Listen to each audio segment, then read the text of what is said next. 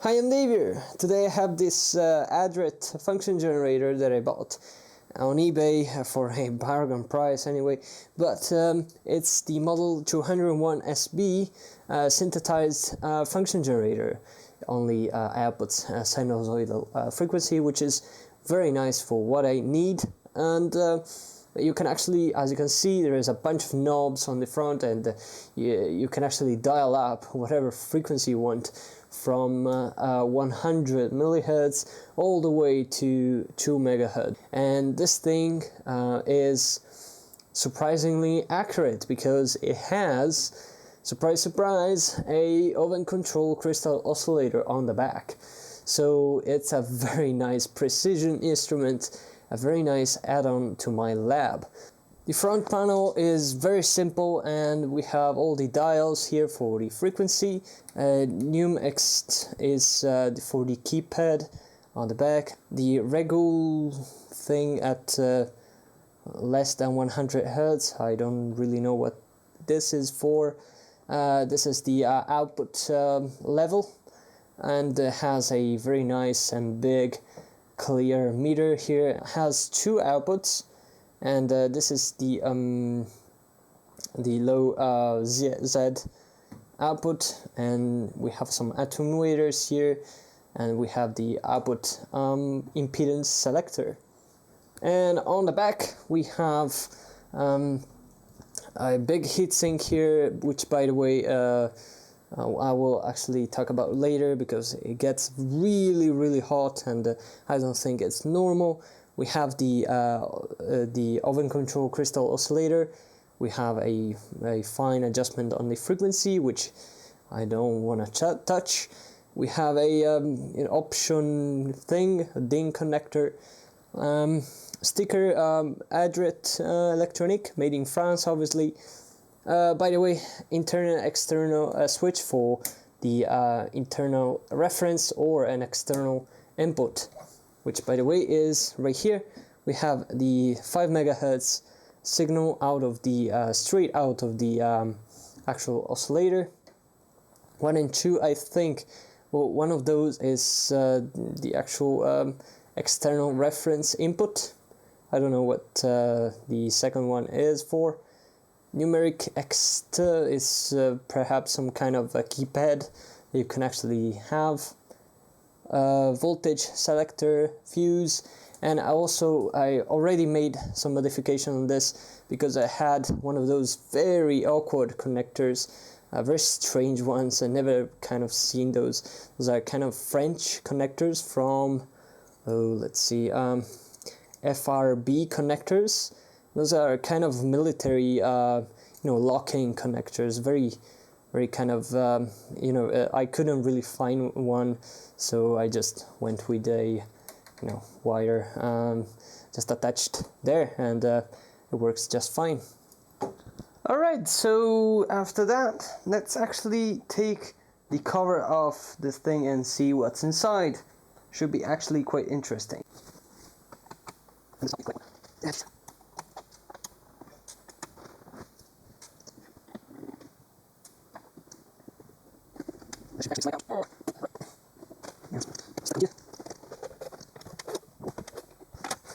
So as you can see already, this is pretty nicely laid out, as we have some boards here. It's all pretty modular, so those boards are mounted in with connectors, and so those are all the options here.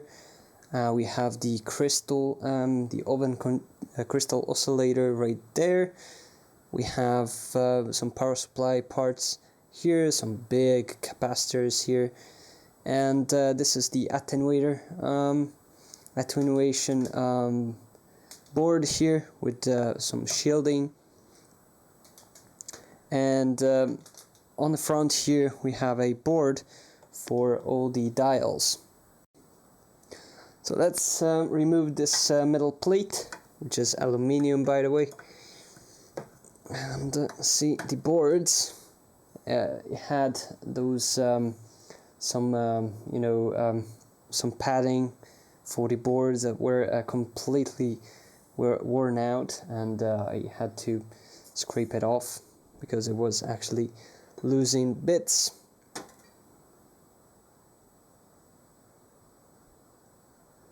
There we go.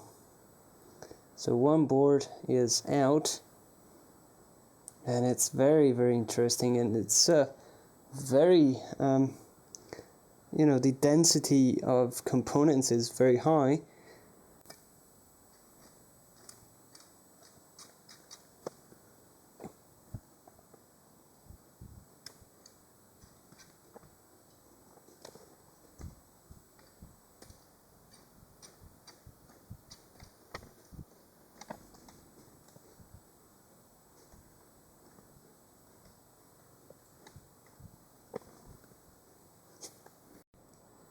I'm not gonna remove those two because those are exactly identical to this one.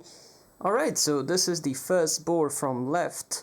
We have some really classic 70s style you know, layout right there with obviously all through-hole components.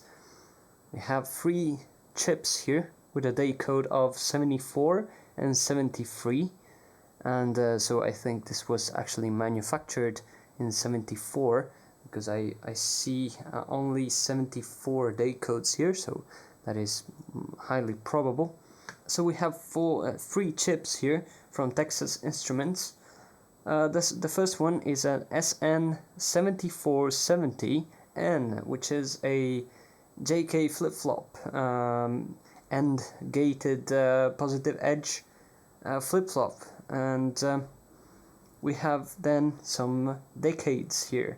So those are 2 divide by 12 4 bits binary counters. I think this is the synthesis board, and we have the same chips on spread on the other boards. We have discrete components and some TO39 CAN transistors here. We have a bunch of them. Anyway, we have those I think those are kind of inductors or perhaps transformers. I think they are actually inductors, by the way. And we have a bunch of yellow wires here, those jumpers. Probably is all done by hand. It's a bunch of test points here. Look at that. We have 1, 2, 3, 4, 5, 6, 7, 8 test points right there. And yeah, unfortunately I don't have the schematics, so yeah, it's and there is no sales screen, obviously. Those are, I mean, I think they actually did it by hand, the traces. Look at the ground plane here, you know, wafer kind of style, and I think there is some kind of formal coating. I don't know if you can see it, but it's really quite shiny on the back, and I think there is some kind of you know, protection for the traces here, because those are just tinned traces, and there is no protection. This is the second board from left. It's all it's pretty bare, and look at the ground plane on the back. That's beautiful. And we have only 3 decade counters divided by 12 counters. Some discrete components, 3 transistors, and a whole bunch of test points right there, and some variable inductors right there. And we have the third board here, and it's there is no logic, there are no chips, there's only some transistors and a whole bunch of variable inductors. And this is one of the 3 identical boards, and as you can see it's full of components here, and it's very dense, through hole obviously, or through hole, and we have a bunch of logic, and I think those are the 3 boards where the magic happens. So those are the synthesizer boards, perhaps. So yeah, we have again 1, 2, 3 of those SN 7490 ends, which are the actual decade counters, and one AND gate flip-flop. And by the way, those are all marked with a little drop of ink. I think has all manually been manually tweaked and you know, brought up to spec. And imagine soldering this mess right there. And obviously this is all laid down by hand. All the traces are hand drawn, I think, by the looks of it at least. And this is the last board, and as you can see, we all again have those SM74 90s, 1, 2, 3, 4, 5, and 6 of those counters, and but we have a different one here, which is a DM7473N, which is a dual master slave JK flip-flop. Perhaps the output board, something like that, I don't know. Or perhaps the input board. I really don't know, I'm struggling here. But the connector is much bigger here, and someone written on it 315. And I noticed that on the connector board here, there are some what, by the looks of it, those are some kind of inductors or transformer perhaps. And a little resistor right there. And it's such a nice thing how they have actually labeled everything here on this plate, so you can't really go wrong putting the boards back together. And there is one board missing, the 7279. That is probably the board for the model 201, because it has modulation too, so this board is perhaps the modulation board. And here is the money shot for the oven control crystal oscillator, 5 megahertz, serial number 606D/12, made by Adret. And we have some good old big capacitors here, and I measured those because it was simple enough to just unscrew those, and they are all fine. So yeah, pretty good stuff. And look at all the cable management here. All the cables are individually loomed with a bit of wire here, and they're cut just right there to be just very, very neat and tidy. And we're gonna take a look under this shield right there, and probably there are the attenuation board just comes off. We have some some transistors, right? Some operational amplifier by the looks of it. They have 8 legs, so yeah, some transistors too, some variable inductors as well, and some of those are those transformers. I think they are some kind of very neat transformers.